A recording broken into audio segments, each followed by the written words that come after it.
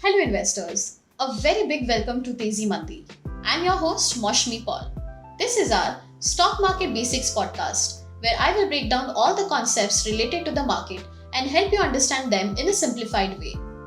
In our last podcast, I explained briefly about how to take the first step towards investment. In this episode, I will walk you through fundamental and technical analysis and help you with how you can use both these approaches individually.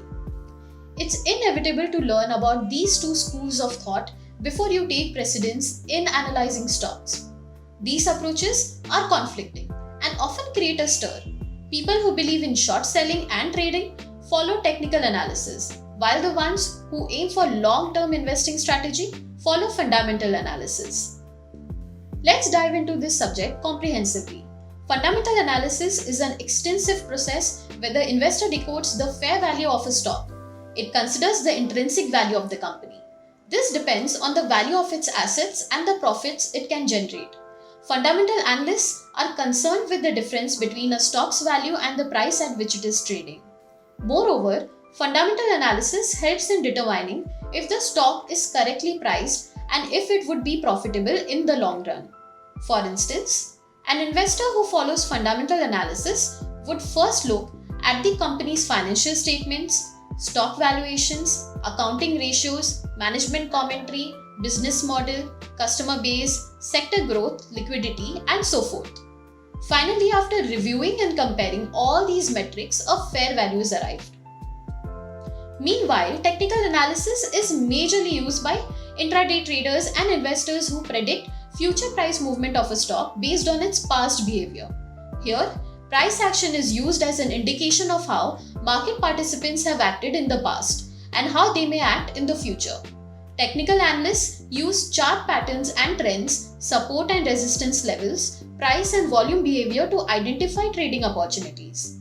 As compared to fundamental analysis, technical analysis does not consider the underlying business, valuation ratios, or the economics that affect the value of a company. Technical analysts simply are concerned about the price action and the short-term gains. The most popular thought of this approach is that if the price of a stock is moving closer towards the lower limit of the price range, then it's the time to dive in and buy the stock.